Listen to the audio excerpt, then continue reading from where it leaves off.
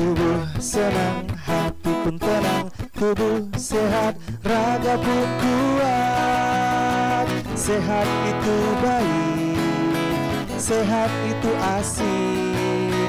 Ayo hidup sehat, agar tubuh tetap kuat, mengalirkan hal baik, informasi yang menarik.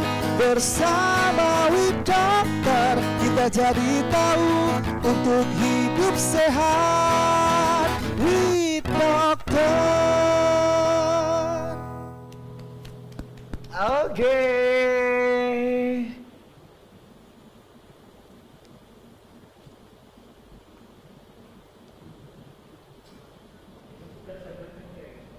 Assalamualaikum warahmatullahi wabarakatuh. Selamat pagi pemirsa, apa kabar Anda semuanya? Semoga senantiasa dalam keadaan sehat apapun aktivitas Anda. Oke, dokter, gimana kabarnya hari ini? Alhamdulillah, Waduh, sehat. tadi pagi olahraga apa dokter? Tadi pagi nggak sempat olahraga, cuman apel pagi. Cuman apel pagi? Iya, berdiri aja gitu maksudnya. Oke, pemirsa seperti biasa tentunya kita hari ini akan memberikan kembali informasi menarik seputar dunia kesehatan. Karena apa dokter Hilna? Karena informasi harus benar langsung dari narasumbernya hanya di With Dokter. Hidup sehat untuk Anda dan kita semua.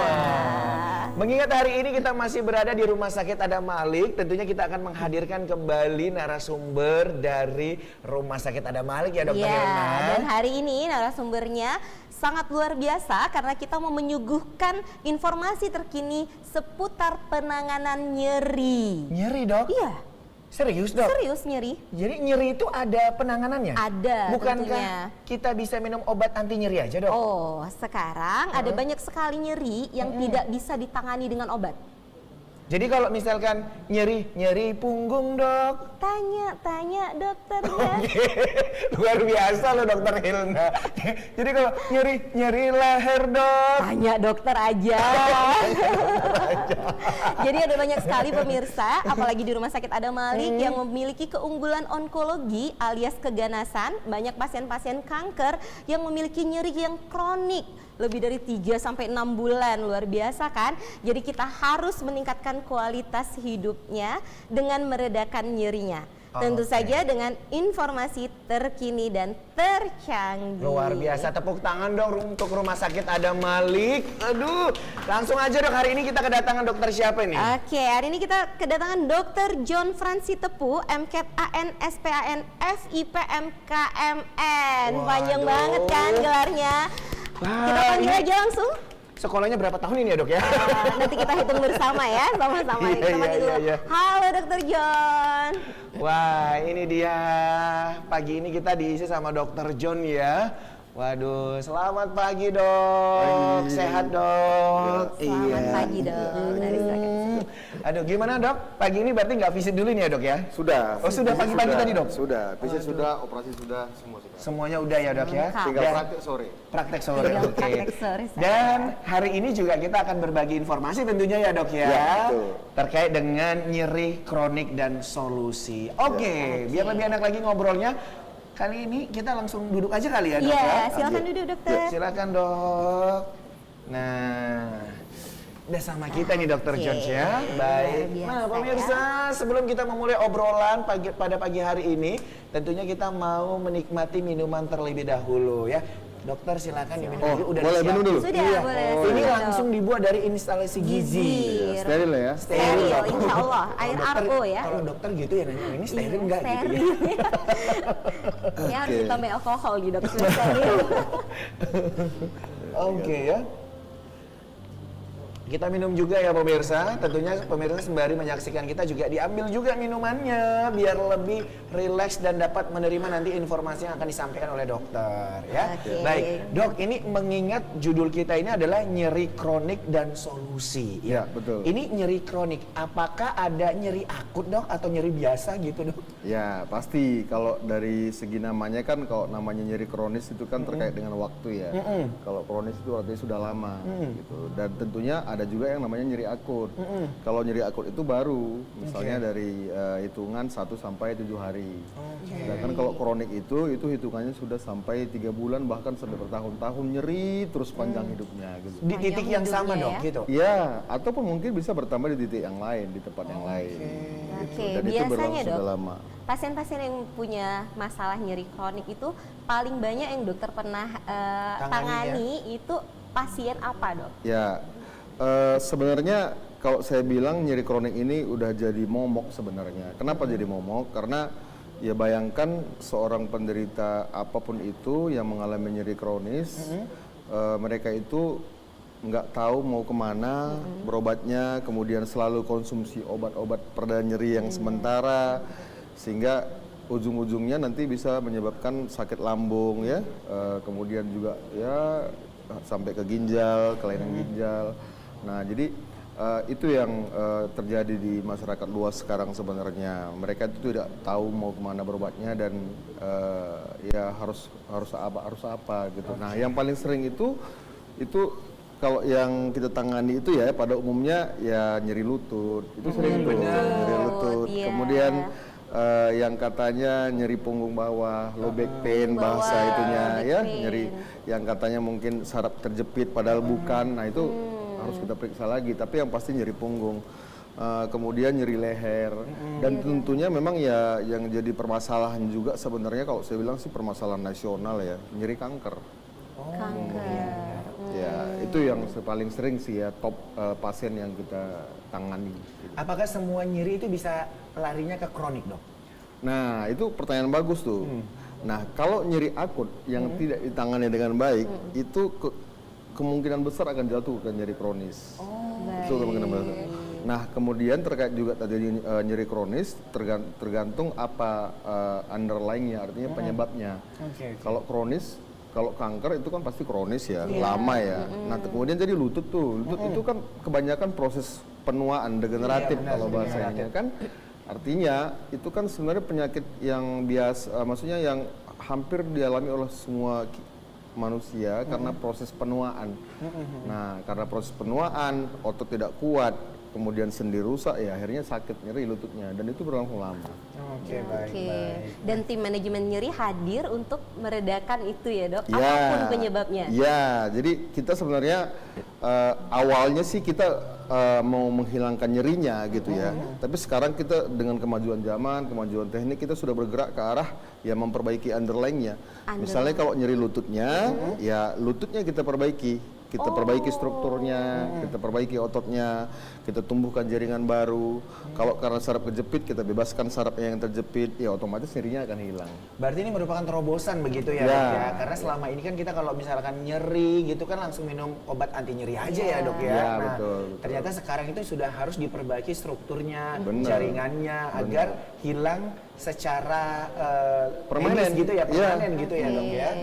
Dan Oke. selain dari mengobatin ininya ya dok, mengobatin langsung ke penyebabnya, kira-kira yang menjadi terobosan terbaru dari tim manajemen nyeri khususnya yang dilaksanakan di Rumah Sakit Adam Malik ini apa lagi dok? Ya, jadi kita sudah punya modalitas terkini lah untuk penanganan nyeri ya. Jadi ada yang namanya misalnya modulasi nyeri dengan mesin radiofrekuensi. Ada ya. mesinnya ya, Ya, ada alat khusus. Tapi semuanya itu namanya minimal invasif ya. Artinya suatu tindakan yang langsung kita tangani langsung ke sumber nyerinya tanpa operasi. Tanpa operasi. Jadi itulah minimal invasifnya. Nah, kemudian terobosan yang lain kita juga punya modalitas regeneratif terapi namanya. Artinya yang sudah rusak itu kita perbaiki sehingga dia bisa kembali ke fungsi normal. Urat-uratnya, ototnya, semuanya, tulangnya kita buat rangsang untuk pertumbuhan jaringan baru sehingga nanti kalau saya bilang nih ya, kalau saya bilang selalu sama pasien, ini lututnya harus disalon. Biar glowing. Biar glowing lututnya gitu. Jadi kayak muka dong. Kalau sering kalau facial terus nanti lama-lama kan glowing. Nah, lutut juga harus glowing dong. Usia boleh tua tapi lutut harus muda. Oh, benar, Nah, benar. kira-kira begitu. Jadi itu modalitasnya bisa dengan regeneratif terapi namanya. Regeneratif terapi itu juga macam-macam, bisa dengan proloterapi, kemudian bisa dengan mungkin juga pemirsa juga udah banyak yang kenal PRP ya. PRP. Nah, ya, pasti tahu Bisa dong. dibaca ya, Dok, ya. Untuk Untuk menumbuhkan menaikkan rambut. Nah, gitu. Itu juga bisa kita aplikasikan untuk nyeri lutut, nyeri pinggang dan lain sebagainya. Kemudian yang termutakhir lagi sekarang turunan stem cell. Oh iya. Seperti sekretom, eksosom, Tapi gitu itu ya. mahal ya, Dok ya? Ya, mahal, perlu. Dok, apakah semua jaringan itu bisa dilakukan seperti itu, Dok? Ya, sejatinya sih bisa, normalnya bisa, selama dia tidak ada penyakit-penyakit tertentu yang mendasari, ya, selama dia masih normal, tidak ada penyakit sistemik mungkin, karena kan secara alamiah kita ini kan punya apa ya sifat untuk penyembuhan, gitu ya, jadi itu yang kita rangsang sebenarnya, gitu. Oke, baik. Nah, kalau dari segi usia sendiri, Dok, bebas? Ya, ya kalau namanya tadi seperti saya katakan, kalau dengan itu kan pasti usia lanjut ya. Biasanya tuh apalagi perempuan tuh yang obesitas ya, kemudian mungkin sedikit overweight, ya itu sangat rentan untuk terjadinya itu tadi osteoartritis. Menahan beban terlalu Iya. berat ya, Dok. Tapi tak terlepas juga usia muda ada seperti saraf kejepit, HNP mungkin kalau orang sering dengar gitu. Semua usia bisa. Luar biasa sekali nih teknologinya canggih dan terkini. Tapi pemirsa, Dr. John juga sudah mempersiapkan materinya supaya pemirsa bisa melihat langsung bagaimana alatnya, bagaimana caranya. Dan contoh-contoh kasusnya ya? Contoh-contoh kasusnya juga. Jadi kita langsung aja nih. Mendengarkan dan menyimak secara langsung materi yang sudah dibuat oleh Dr. John. Oke, Silakan, boleh dibantu Dokter. materinya? Oke. Saya Boleh. Ya. boleh berdiri ya? Boleh, Dokter. Berdiri ya. Silakan, Dok. Supaya lebih enak, lebih santai. Ya. Oke. Ya baik, jadi kali ini saya akan mencoba sedikit berbagi apa namanya edukasi lah katakan seperti itu tentang nyeri ya, khususnya nyeri kronik. Kenapa topik ini saya ambil? Karena ini memang seperti saya katakan tadi adalah banyak kasus yang terjadi di masyarakat. Nah berikut juga nanti solusinya. Dan lagi alasan kedua kenapa? Karena ini adalah salah satu layanan unggulan kita di Rumah Sakit Adam Malik yang sekarang kita lagi galakkan tentang bagaimana menangani nyeri kronik ini. Gitu. Oke, next mungkin slide ya. Jadi ya, baik. Jadi, nah ini sebenarnya data ya yang kita kumpulkan mulai dari 2014 di kita Rumah Sakit Adam Malik sampai sekarang terakhir itu. Tren peningkatan kasus itu sangat tajam ya. Jadi setiap tahun itu meningkat ya, mulai dari signifikan kenaikannya sampai sekarang. Jadi setiap seiring waktu itu selalu meningkat kasusnya. Oke, next. Nah, nyeri yang berlangsung itu lebih dari 3 bulan atau yang nyeri yang harusnya memang sudah berhenti, sudah nggak nyeri, tapi ternyata dia masih nyeri. Tapi untuk lebih memudahkan pemirsa, mungkin kalau udah nyeri lebih dari 3 bulan itu sudah dikategorikan dengan nyeri kronis. Oke, next. Ya. Nah, apa-apa aja yang mungkin bisa terjadi untuk nyeri kronik itu mulai dari nyeri kepala, nyeri leher, nyeri tangan, punggung, nyeri punggung bawah, saraf kejepit, lutut yang paling sering ya, kemudian nyeri kaki juga, dan ini nih yang penting nyeri kronik setelah operasi ya, itu juga bisa ya. Nah kemudian, nah ini kenapa saya merahin nyeri kanker, ini juga jadi permasalahan yang sangat penting. Tadi juga Budi tanya, apakah ada nyeri akut? Ya ada, nyeri persalinan, ya. Kemudian nyeri setelah operasi, gitu, nyeri karena trauma misalnya. Oke, next. Nah, kenapa salah satu nyeri itu penting? Saya katakan nyeri itu kalau kita di dunia medis dikatakan adalah salah satu vital sign, ya. Vital sign artinya tanda penting. Ini keluhan utama terbanyak orang yang masuk rumah sakit. Makanya namanya rumah sakit, bukan rumah sehat awalnya dulu. Nah iya, karena setiap orang datang ke rumah sakit itu karena nyeri sebenarnya. Nah jadi itu merupakan keluhan utama. Dan paling penting lagi sebenarnya lah, bebas nyeri itulah hak asasi manusia. Jadi orang kalau datang ke rumah sakit itu harusnya sejatinya nggak boleh nyeri dong. Mereka kan datang ke sini untuk menghilangkan nyeri. Masa udah berhari-hari di sini masih nyeri? Nah gitu. Kemudian tadi tanda vital, kemudian juga tuntutan akreditasi rumah sakit, secara regulasi juga itu harus ada regulasi-regulasi tentang nyeri. Next. Nah, apa yang menjadi isu kita yang selama ini adalah yang pertama, orang menganggap nyeri operasi itu sudah biasa gitu ya, namanya kan operasi harus nyeri dong. Itu sebenarnya nggak begitu. Jadi setiap pasien yang operasi itu dia punya hak harus bebas nyeri. Jadi nggak boleh ada nyeri. Ya, jadi nyeri itu dianggap biasa. Ini yang menjadi masalah kita sebenarnya, sehingga orang masih enggan untuk berobat datang untuk membebaskan nyerinya. Dan salah satu lagi adalah tadi bebas nyeri itulah hak dasar, hak asasi manusia. Jadi sebenarnya kalau bicara HAM, kalau orang datang ke rumah sakit masih nyeri, dia bisa nuntut sebenarnya. Melanggar HAM dong. iya, Kan begitu ya? benar. Karena bebas nyeri itulah nyeri hak dasar, nyeri nggak boleh dia nyeri gitu. Dan tadi juga salah satu tuntutan akreditasi rumah sakit, ya. Dan harusnya setelah pulang dari rumah sakit itu pulih gitu ya dok ya? Ya iya benar. Karena mereka datang itu kan karena nyeri, harusnya bebas nyeri dong. Kalau ya masih nyeri kan sama aja berarti. Jadi nggak boleh nyeri pasien di rumah sakit. Poinnya bukan sembuh tapi bebas nyeri. Ya, Karena ya rumah paling sakit. tidak bebas Nah, nyeri, ya gitu ya. Oke, next. Nah, ini adalah salah satu contoh-contoh pasien-pasien yang nyeri kanker, nyeri kronis ya. Ya kita bisa bayangkan lah, sebenarnya kalau pasien kanker itu yang paling mereka takutkan itu adalah nyerinya loh. Dan ini harus menjadi perhatian kita. Ya, next. Oke, nah ini seperti saya katakan, jadi nyeri itu adalah yang paling ditakutkan adalah pasien kanker itu adalah nyerinya, gitu. Bahkan saya nggak jarang kalau ketemu di poli itu pasien nyeri itu pasien kanker nih ya, mereka bilang, dok, mohon maaf, saya boleh nggak disuntik mati gitu. Oh, Sampai saking nggak tahannya, mereka udah nggak bisa hidup dengan tersiksa begitu. Jadi mereka milih mengakhiri hidupnya. Cuman kan di negara kita itu masih belum ada regulasinya dan tidak diperbolehkan gitu. Nah, itu saking itu jadi masalah sebenarnya ya. Next. Saking benar-benar sakitnya. Yes, gitu ya, dok, ya? betul, ya. Nah, jadi inilah salah satu penanganan yang kita lakukan ya untuk nyeri kanker ya. Pasien ini kita pasang tindakan tadi namanya epidural analgesia. Ya, tindakannya itu seperti disuntik di bagian tulang belakangnya, dipasang selang. Nah, nanti obatnya kita masukkan dari selang itu mungkin setiap sehari atau 2 hari sekali. Sehingga dia sama sekali free pain, bebas nyeri.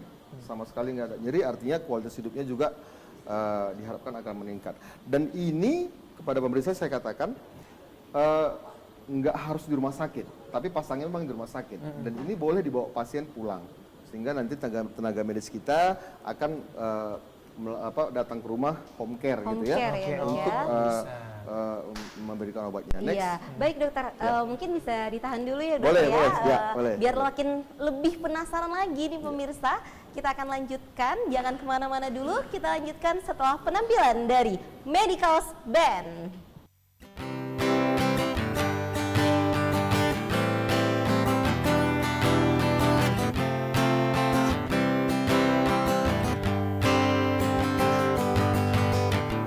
Ku berhenti mencintai, walau ku tahu kau suka padaku, tapi aku tak mengerti mengapa kau pilih aku sebagai pengganti dia.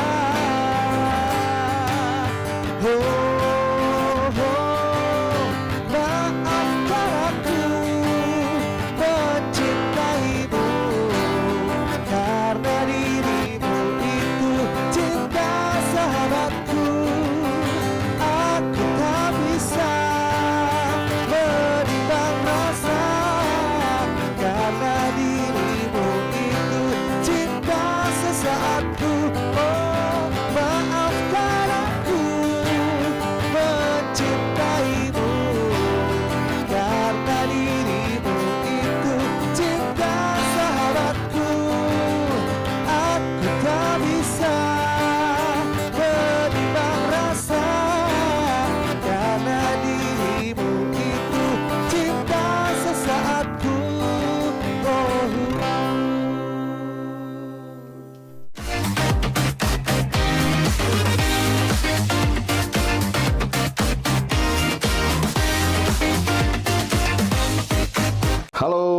Assalamualaikum sahabat Adam Malik. Perkenalkan, saya Dr. John Francis Tepu, Magister Kedokteran Anestesi, Spesialis Anestesi dan Terapi Intensif, Fellowship Interventional Pain Management, dan Subspesialis Konsultan Manajemen Nyeri yang bertugas tentunya di Rumah Sakit Adam Malik. Salah satu layanan unggulan di Rumah Sakit Adam Malik adalah tentang manajemen nyerinya ya. Jadi di Rumah Sakit Adam Malik ini kita sudah punya divisi manajemen nyeri yang memang khusus untuk menangani baik itu nyeri akut, nyeri kronis maupun nyeri kanker. Artinya kita di Rumah Sakit Adam Malik punya semboyan itu adalah pain free hospital gitu ya. Jadi rumah sakit bebas nyeri. Jadi kita usahakan tidak ada lagi nyeri apalagi akut, kronik ataupun kanker yang ada di Rumah Sakit Adam Malik. Keunggulannya adalah kita menangani nyeri itu dengan cara intervensional ya. Intervensi. Apa maksudnya? Intervensi itu adalah kita langsung menangani penyebab sumber nyerinya langsung. Dan kita sudah punya alat-alat yang khusus untuk itu, untuk menangani sumber nyerinya langsung. Memang kebanyakan pasien-pasien itu nyeri itu mereka banyak membiarkan karena takut mungkin untuk ditangani secara intervensi apalagi operasi. Sebenarnya prosedur yang kita lakukan itu adalah seperti saya katakan di awal tadi bahwa kita langsung seperti suntikan dan memasukkan obat langsung ke sumber penyebab nyerinya. Atau bisa juga dengan kita modifikasi saraf sehingga nyerinya tidak akan terjadi. Atau bisa juga kita menggunakan modalitas yang namanya regeneratif terapi. Apa yang dimaksud dengan regeneratif terapi? Regeneratif terapi itu adalah bahwa kebanyakan nyeri, apalagi nyeri kronis itu disebabkan oleh karena kerusakan urat, kerusakan ligamen, kerusakan otot, kelemahan otot. Kita melakukan peremajaan terhadap struktur-struktur yang rusak tersebut. Misalnya contoh, kita melakukan peremajaan terhadap lututnya, sendi panggulnya, sendi tulang belakang. Kita melakukan peremajaan. Arti peremajaan di sini adalah kita membuat merangsang untuk menumbuhkan jaringan-jaringan baru sehingga nanti nyeri yang diakibatkan oleh struktur yang rusak tersebut akan hilang dengan sendirinya.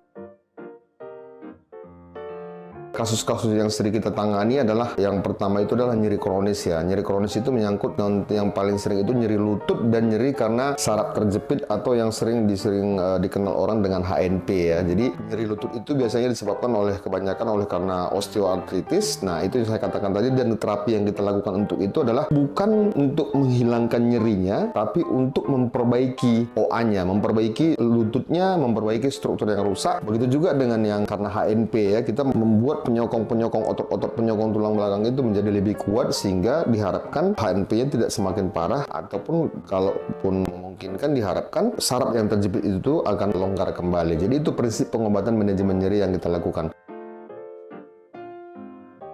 Sedikit tips yang bisa saya berikan, yang pertama adalah tentunya apalagi sudah usia lanjut atau khususnya perempuan yang sudah menopause itu tolong berat badan dijaga, karena itu paling sering saya temui adalah bahwa kalau overweight atau bahkan obesitas sangat tinggi itu kejadiannya untuk mengalami osteoartritis. Kemudian aktivitas, kalau memang sudah sedikit lanjut usia, aktivitas yang terlalu berat itu sebaiknya dihindari. Dan apabila Anda semuanya mengalami nyeri itu jangan takut untuk mengkonsultasikan ke dokter. Cari penyebab apa yang menyebabkan nyeri itu supaya nyerinya nanti tidak berlanjut atau bahkan bisa menjadi nyeri kronis yang sangat menyiksa ya. Jadi nyeri kronis itu bisa menyebabkan seseorang itu menjadi depresi, khususnya nyeri-nyeri kanker. Intinya pasien kanker sekalipun itu harus bebas nyeri, karena keluhan utama pasien kanker itu, ingat, yang pertama adalah nyerinya, karena nyeri kanker itu adalah nyeri yang sangat-sangat hebat dan sangat mengganggu. Jadi oleh sebab itu maka salah satu keunggulan kita di Adam Malik adalah bebas nyeri kanker.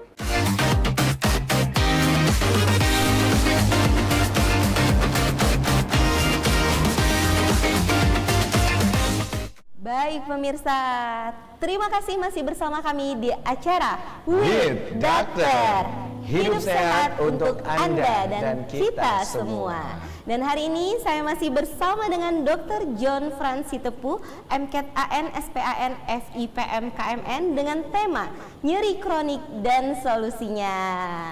Luar biasa. Tadi dok, paparannya belum selesai ya Bu Dia? Masih terjeda tadi ya dengan pariwara berikut ya, karena tentu kita akan kembali nih untuk melanjutkan ya dok ya. Karena kita juga sangat penasaran ya, karena ini terobosan baru yang wajib diupdate dalam ilmu kedokteran kan. Dan tercanggih. Silakan dokter. Lanjut ya.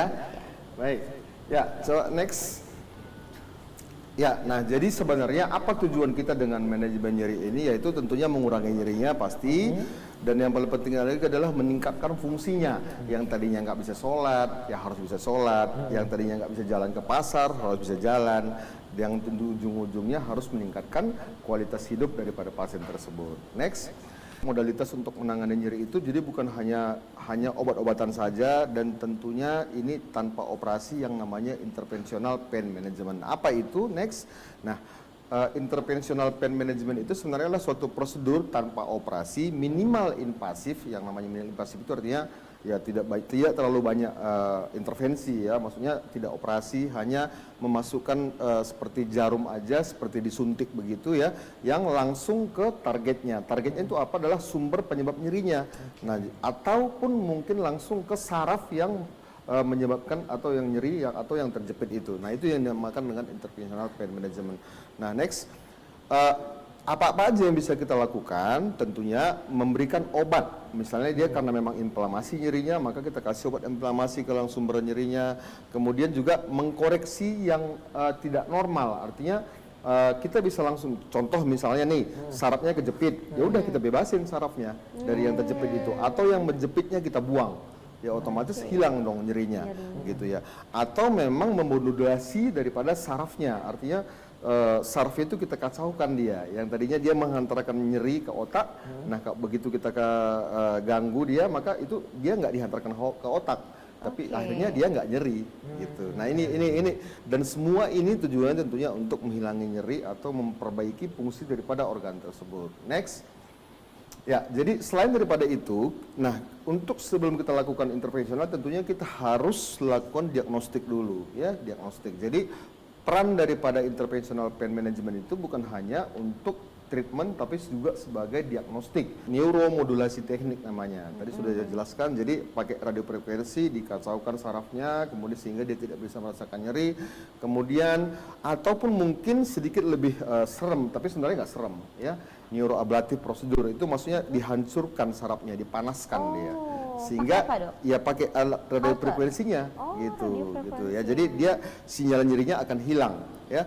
Kemudian juga yang paling tadi yang sekarang lagi tren adalah regeneratif, baik itu PRP, exosom, sekretom, proloterapi. Nah, ini yang lagi tren, dan juga yang paling advance sekarang update adalah namanya minimal invasive prosedur, itu dengan ada alat-alat tertentu, ya bukan operasi juga sih sebenarnya, tapi seperti semi operasi lah, tapi hanya operasi sayatan kecil aja untuk mengkoreksi kelainan anatominya. Next. Oke, nah ini ya, jadi apa itu terapi regeneratif? Adalah meregenerasi sel, artinya memperbaiki sel, menumbuhkan sel yang baru, ya, sehingga nanti kalau tumbuh sel yang baru akan mengembalikan atau menormalkan fungsinya. Yang tadinya lututnya misalnya rusak sehingga nggak bisa berjalan, kita perbaiki lututnya akan menjadi baik, seperti ya, kalaupun nggak normal mungkin mendekati normal, sehingga fungsinya akan meningkat. Dan bisa juga berbasis sel, seperti saya katakan tadi, stem cell dan turunannya seperti sekretom, eksosom, bahkan sampai pun terapi gen, ya, dan rekayasa jaringan yang bisa mempengaruhi profilasi sel itu maksudnya adalah pertumbuhan jaringan baru, ya. Ini yang lagi mendasar dan lagi tren sekarang. Next. Nah, apa-apa aja tadi saya katakan seperti proloterapi itu seperti jaringan, ada obat-obat tertentu kita masukkan ke sumber nyerinya. Kemudian PRP ini dari darah sendiri loh, ya. Jadi bukan dari darah orang lain, ya. Jadi dari darah pasiennya sendiri kita ambil, sehingga kemungkinan alergi itu bisa zero dan paling aman. Karena dari darah sendiri aman dong, kan nggak ada masalah gitu ya.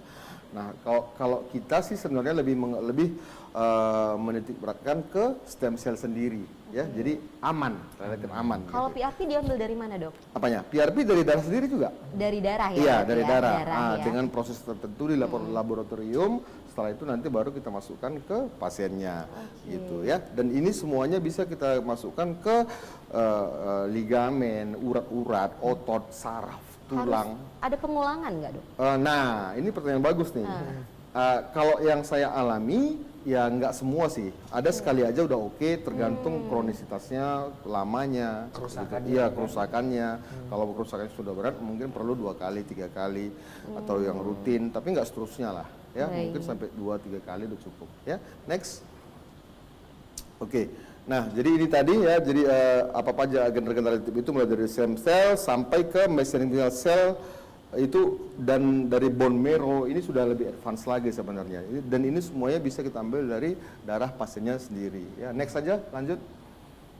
Nah, ini salah satu contoh PRP yang mungkin nanti pemirsa bisa lihat. Jadi prosesnya nggak terlalu ribet sebenarnya. Diambil darahnya, kemudian diproses di laboratorium, kemudian dimasukkan ke lututnya contohnya. Gitu aja, simpel kan. Gitu ya, Dok, Dan ya? ini nggak perlu rawat inap. Ya, nggak Oke. perlu rawat inap, bisa langsung pulang gitu. Ini darahnya diambil bebas dari jaringan mana aja, Dok? Nggak dari darah, dari ambil darah dari pembuluh darah pasiennya, diambil, diproses di laboratorium, dipisahkan selnya sama plasmanya, baru plasmanya yang kita masukkan ke tempat yang kita inginkan. Ya, next. Dengan guiding kayaknya ya dok? Ya pasti, Ya. tentunya untuk meningkatkan presisi kita harus pakai guiding, jadi nggak blind. Oke. Guiding maksudnya pemirsa harus pakai bantuan, jadi kita nggak meraba-raba nih. Jadi pakai USG atau SIAM, ya gitu. Nah ini salah satu kenapa tadi saya bilang momok, saya sudah melakukan bukan penelitian sih ya, saya sudah banyak melakukan percobaan bakti sosial ke masyarakat ya, khususnya di Kota Medan melalui Hari Kesehatan Nasional dulunya, dan saya kunjungi ke setiap puskesmas itu sangat banyak itu pasien dengan nyeri kronis. Buktinya ini begitu saya ke puskesmas bisa sampai 200-300 orang yang datang dalam satu hari itu loh. Dan itu harus kita selesaikan dalam satu hari itu, kita edukasi, kalau perlu tindakan kita lakukan tindakan. Ya, jadi udah banyak bekerja sama dengan Dinas Kesehatan Kota Medan pada waktu itu, sehingga lanjut next. Jadi pada saat itu alhamdulillah kita dapat Rumah Sakit Departemen Anestesia Adam Malik mendapatkan penghargaan khusus dari Bapak Wali Kota Medan pada saat itu ya. Oke, next. Nah, dan ini juga sudah kita lakukan sebenarnya sosialisasi. Kenapa saya bilang saya harus melakukan sosialisasi lebih agresif? Kenapa? Dokter anestesi itu masyarakat tahu dokter anestesi itu dokter bius di kamar operasi, nggak tahu dia bisa. Makanya saya katakan dokter anestesi itu nama lainnya sekarang adalah dokter nyeri. Ya, dokter nyeri. Jadi bukan hanya dokter bius. Dokter nyeri ya dokter anestesi, dokter nyeri. Gitu ya. Oke, dan ini sudah kita lakukan sosialisasi baik di secara di radio juga di media elektronik yang lain juga. Ya, next. Nah, ini juga sosialisasi ini dulu waktu kita juga di TVRI juga ya. Begitulah sosialisasi yang kita lakukan dalam rangka perkenalan daripada layanan-layanan yang kita lakukan di Rumah Sakit Adam Malik. Next. Oke, nah apa yang kita miliki di Rumah Sakit Adam Malik? Ya, next. Jadi ini adalah suatu alat-alat semuanya, modalitas kita yang sudah saya katakan, bisa saya katakan ya lengkap lah ya. Di Rumah Sakit Adam Malik kita punya ultrasound, cukup ada beberapa unit gitu ya. Next, kita juga punya kamar operasi khusus tindakan manajemen nyeri, dan kita juga punya sudah guiding SIAM ya, sudah lengkap alhamdulillah, sudah difasilitasi oleh Rumah Sakit Adam Malik. Ya, next. Nah, ini saya katakan mesin radiofrekuensi tadi, salah satu mesin alat kita untuk mengalirkan gelombang radiofrekuensi langsung ke sumber nyerinya, gitu ya. Next. Nah, dan kita semua tindakan itu di rumah sakit sudah punya standar operasional prosedur yang jelas, ya, dan sudah terdaftar dan sudah jelas, sehingga ya mudah-mudahan insya Allah tidak ada kesalahan-kesalahan yang mungkin terjadi. Next. Nah, ini beberapa tindakan-tindakan yang sudah kita lakukan, salah satu contoh saja. Jadi pasien sebenarnya bisa sambil cerita-cerita, ngomong-ngomong, jadi nggak perlu bisu umum, jadi cuma bisu lokal aja. Jadi posisi telungkup pada kasus-kasus tulang belakang misalnya, dan kita lakukan suntikan, dan ya insya Allah cukup nyaman lah, tidak terlalu nyeri karena kita lakukan bis lokal juga. Dan dari sisi presisi, ya kita harapkan karena kita menggunakan guiding, panduan, SIAM, ya dia lebih presisi ya. Next. Nah, ini juga ya selain daripada di kamar operasi, di poli kita juga bisa dilakukan tindakan. Misalnya ini untuk kasus-kasus lutut ya, kita lakukan proses penyuntikan regeneratif zat-zat dextrose hipertonik misalnya untuk merangsang daripada proliferasi sel-sel lutut pasien, dan juga bisa artinya di semua tempat bisa, bukan hanya lutut saja, di nyeri punggung, nyeri bahu, semua bisa kita lakukan ya. Dan ini bisa kita lakukan di poli saja, tidak perlu harus rawat inap, walaupun ada beberapa yang memerlukan rawat inap. Nah begitu. Next. Ya, nah ini juga penting. Nah, masalah rujukan untuk para pemirsa. Jadi untuk kasus-kasus nyeri itu, untuk mengakses Rumah Sakit Adam Malik tentunya bisa melalui provider BPJS Kesehatan gitu ya. Jadi itu harus mengambil rujukan dari rumah sakit tipe C atau tipe B atau dari puskesmas. Nah, ke depan nanti melalui Kementerian Kesehatan ke depan akan rujukan itu berbasis kompetensi, sehingga dari puskesmas bisa langsung ke Adam Malik, dari tipe C, tipe B bisa langsung, nggak harus berjenjang. Nah, jadi lebih memudahkan lagi. Jadi dengan ini harapannya tentunya pasien-pasien sudah lebih mudah mengakses daripada layanan ini. Next. Ya, jadi ini kalau di Sumatera Utara kita lihat ya, dari ini data lama sih sebenarnya, nggak tahu sekarang, mungkin sekarang udah meningkat bisa sampai 20 juta kali. Jadi ada 15 juta jiwa penduduk, lansia itu di atas 60 tahun itu ada 8%, 1,3 juta, dan pasien-pasien ini sebenarnya yang paling banyak adalah lansia ya.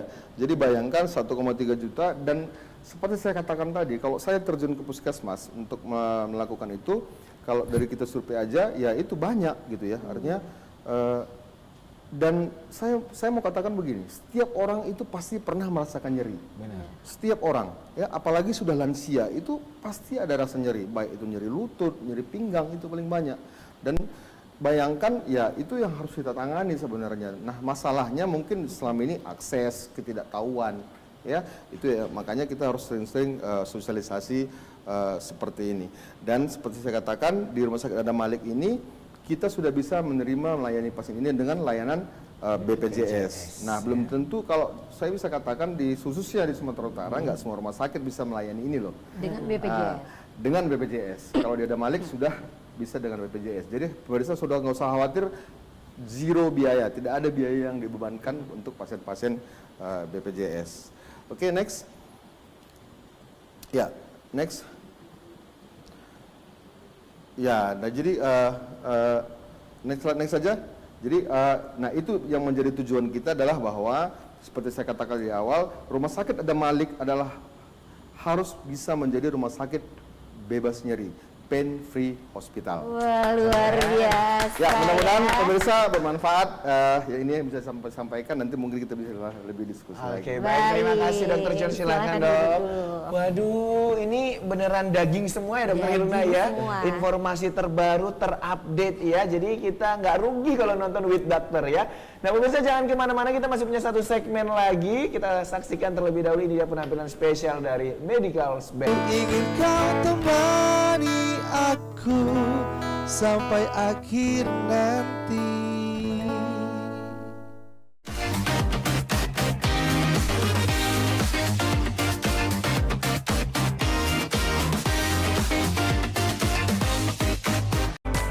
Hai sahabat TVRI, sudah siap untuk menikmati tayangan berkualitas?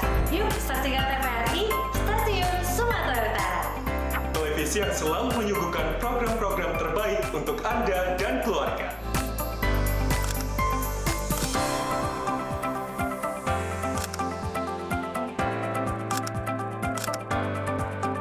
Dari berita terbaru yang terpercaya hingga program hiburan yang seru, TVRI Sumatera Utara hadir dengan konten yang beragam dan informatif. Jangan lewatkan juga acara spesial yang menyajikan kebudayaan dan kekayaan lokal Indonesia. TVRI siap menemani hari-hari Anda dengan tayangan yang menghibur dan mendidik.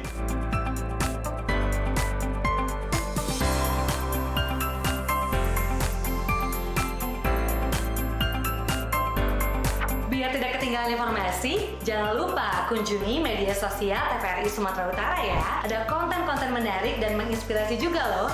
Pastinya menghibur kita semua. Jadi tunggu apa lagi? Ayo saksikan TVRI setiap hari karena setiap momen berharga dan setiap tayangan kami adalah untuk Anda. TVRI, Media Pemersatu Bangsa.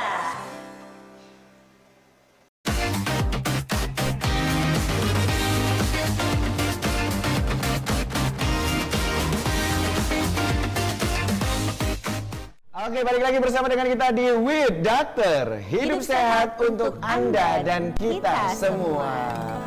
Pemirsa, tadi kita sudah sama-sama menyaksikan materi langsung dari Dr. John ya. Waduh, ini luar biasa sekali ya. Karena selain daripada terobosan baru, kita juga bisa paham apa yang akan kita lakukan kalau misalkan kita memiliki rasa nyeri yang bertahun-tahun gitu ya. Berbulan-bulan lah, di atas 6 bulan ya dok ya tadi ya. 3 bulan, di atas 3 bulan ya dok ya. Baik, nah dok, tapi ada nggak sih dok faktor yang memperparah nyeri itu berlanjut terus gitu dok? Ya, ada tentunya ya. Jadi nyeri itu juga bisa, walaupun apalagi tidak ditangani, dia akan berlanjut terus. Bahkan nih ya, sebenarnya nyeri yang kronis itu bisa bikin depresi loh. Benar. Ya bayangkan, dia nyeri terus, kualitas hidupnya menurun, kerja nggak bisa, bahkan mungkin bisa sampai dipecat dari pekerjaannya, itu juga ada, bukan nggak ada. Oke, berarti stres itu juga bisa menyebabkan nyeri itu berlanjut gitu dok? Ya, artinya kalau dia stres pasti akan membuat nyerinya semakin hebat gitu. Nah, kalau masalah berlanjutnya tentunya ya tergantung apakah itu ditangani atau tidak. Contoh seperti saraf terjepit ya. Kalau segera tidak ditangani, ya itu jepitannya makin berat, ya bisa buat bahaya, bisa buat kelumpuhan misalnya gitu ya. Nah, itu jadi dia bisa berlanjut apabila ditangani dengan tepat. Jadi harus ditangani dengan tepat ya. Iya dok, benar. Jadi segera gitu ya. Tidak hanya meminum obat-obat. Tidak hanya minum obat-obat. Jadi kalau nih pasien dok udah datang nih misalnya ke poli nyeri, kemudian sudah dilakukan penanganan, apakah itu dengan radiofrekuensi atau misalnya suntik, kira-kira apa sih yang harus mereka lakukan nantinya di rumah agar nggak perlu yang pengulangan tadi itu dok? Mungkin ada tipsnya, edukasinya dokter. Ada satu hal yang perlu saya sampaikan kepada pemirsa, khususnya nanti dimanapun mungkin yang melakukan terapi regeneratif tadi ya, seperti PRP gitu ya. Nah, ada satu hal dan ini harus saya dikatakan, dan saya selalu mengatakan sama pasien, bahwa nanti beberapa hari setelah suntikan itu mungkin ada rasa nyeri yang luar biasa. Itu nggak usah khawatir, itu adalah suatu bagian proses. Artinya karena kita merangsang penyembuhan itu kan harus ada inflamasi, ada peradangan, harus ada itu. Justru kalau nggak ada, terapinya nggak berhasil. Jadi artinya yang perlu pemirsa ketahui, apabila menjalani terapi itu, kalau ada nyeri, misalnya setelah suntikan, loh ini kok makin disuntik kok makin nyeri, nah itu jangan khawatir, ya itu paling lama 1 minggu kok. Nah setelah itu nanti baru enakan gitu. Tapi memang itu juga tidak kita biarkan, artinya kita harus tangani itu dengan obat-obatan tertentu yang tidak mengganggu prosesnya, tapi bisa menghilangkan nyerinya. Baik. Dok, ada nggak kalau misalnya kita sudah melakukan terapi yang tadi dokter sampaikan gitu ya dok, ada nggak halangan ataupun hal-hal yang tidak boleh gitu dilakukan agar tidak mengulang kembali ya? Iya, itu pasti ada lah ya. Jadi setiap pasien yang kita tangani tentunya kita harus edukasi, konsen ya. Jadi kita harus kasih tahu artinya mengenai apa risikonya, apa efek sampingnya, apa nanti kemudian yang terjadi dan apa-apa aja yang harus dihindari. Contoh misalnya kalau dia saraf kejepit, tentunya posisi-posisi yang tertentu itu harus dihindari seperti mengangkat berat. Ya, sekali kita vonis dia saraf terjepit di punggung itu kalau bisa beban yang paling berat 5 kilo itu. Lebih itu dia nggak boleh angkat. Kemudian posisi-posisi membengkuk juga harus dikurangi. Nah, yang harus perbanyak itu tentunya harus olahraga dan yang paling tepat itu misalnya berenang, gitu ya. Begitu juga nanti tadi kalau kita lakukan terapi regeneratif itu semua obat yang anti-inflamasi itu nggak boleh. Jadi ada obat-obat tertentu yang nggak boleh dikonsumsi karena nanti justru menghalangi proses terapinya. Seperti obat-obat kayak beredar di pasaran kayak Antalgin, Bintang 7. Justru nggak boleh ya, Nggak boleh, nggak boleh itu. Jadi semuanya harus memang dari dokternya langsung. Iya. Sesuai dengan saran dokter ya, ada indikasinya ya dok ya. Oke, nah tentu kita masih akan ngobrol lagi ya nih Dokter Hilna ya. Nah itu tadi dari segi terapinya begitu ya dok ya. Nah, kalau untuk konsulnya sendiri begitu dok, apakah ada konsul kembali gitu? Nah, Oh harus. Jadi kita anjurkan setiap pasien-pasien yang kita tangani yang melakukan interventional pain management namanya itu, mungkin 4 hari setelah itu harus kontrol pertama, ya. Nah setelah itu baru nanti 1 bulan setelah itu baru kontrol lagi, gitu. Sambil kita evaluasi nih, apakah tentunya yang pertama nyerinya sudah hilang atau belum, gitu ya. Kemudian yang kedua fungsinya sudah meningkat atau belum. Nah jadi ini yang menjadi fokus kita, bukan hanya nyerinya sebenarnya, tapi fungsi dan kualitas hidup pasien nyeri itu harus kita perhatikan. Kualitas hidupnya harus meningkat dong, ya. Yang tadinya dia nggak bisa sholat atau kalau sholat harus duduk, ya. Ini kan sekarang ya pasti kita selalu pengen sholat itu biasa lah ya, walaupun memang bisa duduk, bisa terlentang bahkan, tapi kalau biasa itu kan lebih afdol rasanya, gitu ya. Jadi itu kita evaluasi tuh fungsinya. Dan pertanyaan yang paling sering di awal pasien-pasien yang untuk menjalani terapi ini adalah pasien bilang begini, dok, ini berapa lama bertahan kalau dikerjakan? Nah, itu yang perlu saya luruskan tuh. Jadi ya kalau memang terapi untuk menghilangkan nyeri itu kok dengan ada beberapa memang dia ada jangka waktunya ya, misalnya setahun 2 tahun. Tapi kalau regenerasi ini tentunya ya nggak kita bukan menghilangkan nyerinya sampai berapa lama, tidak, tapi kita memperbaiki fungsi, memperbaiki struktur yang rusak. Jadi kita mengobati sebenarnya. Jadi tidak pada tempatnya kalau ditanya berapa lama gitu ya. Ya sampai nanti dia rusak lagi misalnya. Makanya tadi ya, ada indikasi pengulangan. Iya, Jika perlu. ya pengulangan jika diperlukan gitu. Kalau untuk layanan home care nih dok. ini menarik nih ya. Soalnya tadi ada sampai ke Home care untuk memudahkan agar tidak ke rumah sakit. Gitu. Nah kalau home care ini khususnya untuk pasien kanker memang. Ya kita tidak melayani pasien home care dengan di luar daripada kanker. Kenapa? Karena yaitu ya kita ketahui sampai saat ini kan kanker itu bisa dikatakan belum ada obatnya ya. Walaupun ya tapi kebanyakan ya masih belum bisa diobati lah ya. Walaupun ada kemoterapi, radioterapi, itu biasanya kan hanya dia memperpanjang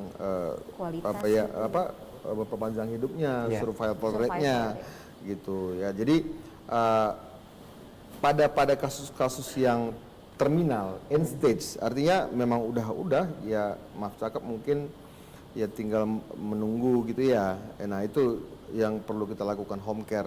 Dan kemudian yang kedua dengan alasan pasien sudah tidak mampu untuk datang ke rumah sakit. Nah itu kita harus terjun ke rumah ya, harus kita layani. Artinya ya mungkin tindakannya kita lakukan di rumah sakit. Nanti setelah itu seperti saya katakan tadi, alat itu dibawa pulang. Dibawa pulang, nanti tenaga medis kita akan langsung datang ke rumah pasiennya untuk memberikan obatnya sehingga dia terbebas nyeri sampai dia nggak ada gitu. Itu untuk yang epidural. Iya, epidural analgesia kita ya. lakukan. Gitu. Dokter, saya masih penasaran ini dok, karena kan ini terobosan kita ini adalah untuk membantu merangsang sel-sel itu terbentuk kembali gitu. Dari mana kita bisa melihat bahwasannya ini tuh berhasil selnya terbentuk atau jaringannya terbentuk? Apakah ada ronsen ulang atau foto dan sebagainya? Iya benar. Iya, jadi itu seperti saya katakan tadi kan ada kontrol ya. Nanti dalam jangka waktu tertentu, misalnya 3 bulan, 6 bulan itu kita lakukan foto ulang tuh. Nanti akan kelihatan bedanya. Yang tadinya lututnya menyempit, misalnya sekarang udah agak terbuka gitu. Ya, yang tadinya misalnya agak nggak lurus, tiba-tiba bisa jadi lurus. Nanti kita lihat perbedaannya di situ dari foto, dari USG, gitu bisa. Atau dari MRI kalau untuk tulang belakang, saraf yang terjepit, gitu ya. Dokter ini kita nggak terasa udah berada di penghujung acara ini ya dok ya. Saking asiknya ngobrolnya gitu ya. Dok mungkin ada pesan kesehatan untuk pemirsa di rumah agar dapat segera ini memeriksakan nyerinya gitu kan. Karena kita khawatir akan berlanjut terus menerus ini. Silakan dokter. Ya, jadi untuk pemirsa semua, kepada pasien-pasien semua, masyarakat yang saya sayangi, untuk berobat nyeri ini jangan khawatir ya, jangan takut ya, artinya, dan jangan pernah membiarkan nyeri yang lama gitu ya, karena itu akan bisa menjadi kronis, kemudian akan bisa mengganggu yang lain atau bahkan bisa memperparah penyakit yang ada gitu. Nah, maka itu kepada pemirsa segera konsultasi ke ahlinya apabila ada mengalami nyeri yang kronis. Dan satu lagi saya katakan jangan takut karena di rumah sakit ada Malik di tempat kita ini itu sudah bisa menggunakan fasilitas dengan BPJS sehingga tidak dikenakan biaya apapun.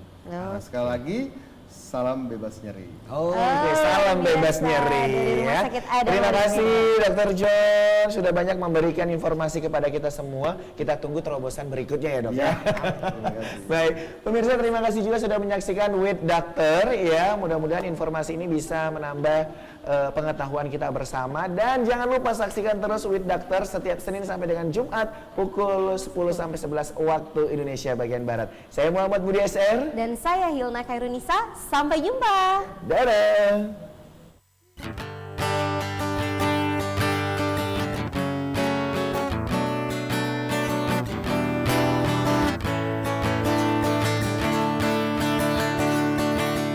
Kita melangkah untuk terus maju. Kita berani lawan dan melaju. Kita arungi dunia dengan tangguh. Pandang ke depan, kita pasti bisa. Berdiri, angkat kepala dan berlari.